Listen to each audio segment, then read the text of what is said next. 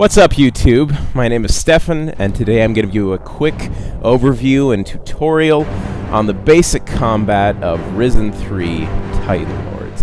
Now, the reason I'm doing this is primarily because this game has been being hit hard by professional and amateur game critics alike for having very clunky, difficult to control combat that gets stuck in lengthy animation frames.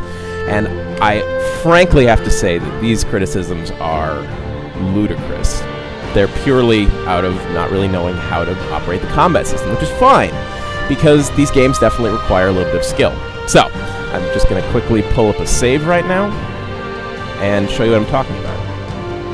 Alright, so, the first thing you're going to note is that I have a follower following me right now, and I'm going to kick him off, because honestly, he makes things a little bit too easy, at least for what I'm trying to show here. Alright, now, combat works with a system of timed button presses. That's sort of the foundation of Risen 3's melee combat system. Alright, so, what I mean by that? Well, it means that if you mash attack, this is what happens. Right? Slow, sluggish, and definitely what a lot of people would consider clunky. Well, here's how you do it if you do it correctly. I'm going to be intoning with my voice each time I'm clicking. Click, click, click. Click, click, click. Alright, now I'm going to be silent. A little bit better? Maybe? Just a bit? Alright. Well, let's check it next. Now, remember that, just like The Witcher 2, this game has a pirouette system where you can close in on your enemy very quickly when you're at a certain distance from them, which seems to throw a lot of people off, but you'll get used to it pretty quickly. Alright, so he's at a distance. Tack, tack, and tack. Alright. Now I'm going to be parrying, and this is a system where parrying will actually block most attacks unless it staggers you. And if it staggers you, you'll have to roll. However, later in the game, you'll get a riposte, and you won't have to do that. Sorry, I'm kind of doing a poor job right now because I can't focus on what I'm saying.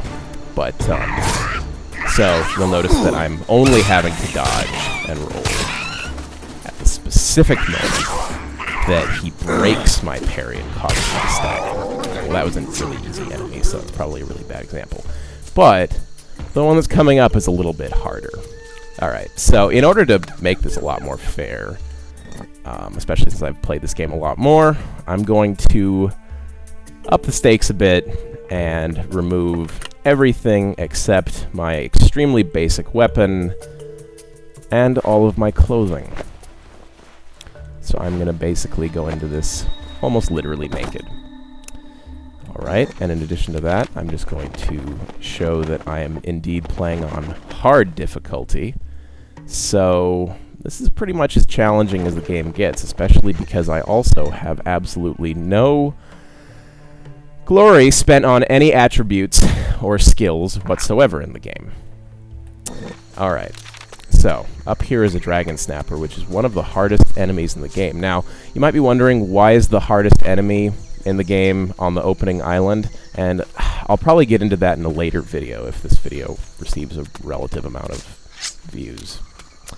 So, here's what's going to happen. Alright, I didn't actually go back. I did anyway, because I'm scared. So you'll notice that I'm keeping fairly defensive attacks at all times.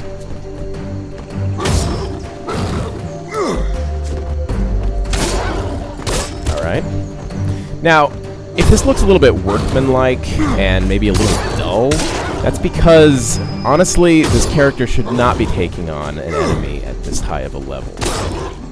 This is definitely for much later in the game, but the combat system in this game is robust and good enough to actually permit you to still beat this enemy, even though, technically, he's not for my character build. Alright. And I also will add that I've put no healing items on the hotbar, and I also don't have the map with any heal. I don't have to do that anyways, but I'm sure someone on YouTube will accuse me of that. So,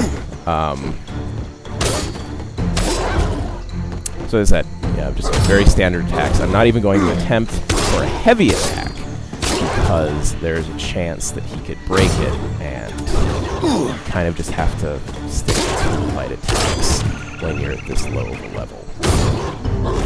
And a lot of it just has to do with the fact that this game is a hardcore RPG, or at least descends from a hardcore RPG lineage. Oh, well, I just made a terrible mistake. Alright. So, as you can tell, this is pretty boring. Yeah, there's not a whole lot of interestingness to it, but I swear that later on, you'll have quite a few more options at your disposal, and it's really unfortunate that an awful lot of professional reviewers have not outlined that. So anyways, I just want to show that this is very possible, but as I said, this enemy is really not for this kind of character.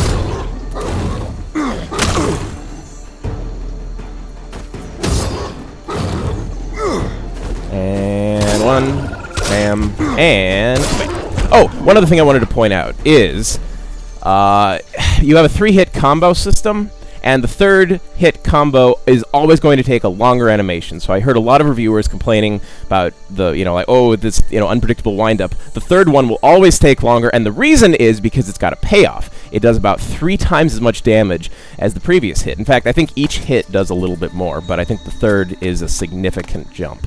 So you'll see again, attack, and we have a longer delay, but that's because the payoff is greater. Alright, so now I've shown you sort of a basic situation here, and if anyone has any suggestions or and wants me to take on any particular enemies, I can pretty much take on anything in the game, because, quite frankly, the combat is really darn tight in this game. But I'm going to pull up a much higher level enemy, or a much higher level character, so you can see what's going on there. Now, I'm going to be fighting against 3 Dragon Snappers this time, with a very high-level character, and I'm not going to try to spoil anything. This is one of the 3 joinable factions in the game. This one's called Demon Hunters, and it's a silly name, but there's a lot of really cool things they have, and you'll notice I'll look quite a bit different, right? Also, the pirate theme is completely gone. And I have quite a few abilities at the bottom, and that's actually not all of the abilities just for this class, and each class has specific abilities. So let's take a look. Again, I'm playing on the hardest difficulty setting, but obviously I have a much more leveled up character, and honestly, the real complaint about this game, and you're going to see shortly here, also you'll notice that I have a lightsaber here and a teleport, so in essence, I am a teleporting Jedi. Let's take these guys on and see what happens. I'm actually going to pull all 3 immediately, because I just want to show how robust the multiple attack patterns are for this game. I am failing. Alright, so... And you'll notice that the attack speed has increased greatly, and that's because you level it, along with all the other skills, meaning that the stuff that you saw in the intro is really not representative of anything. It's just giving you a really poorly, a weak character, which is the attraction to a lot of these action RPGs. Now, you'll notice that I pretty much just cheesed those enemies, and if anything, this game is a little on the easy side, and I'm really hopeful that Piranha Bytes can address that in the future. But I'm just going to do a couple more attacks here, and I'll wrap this video up.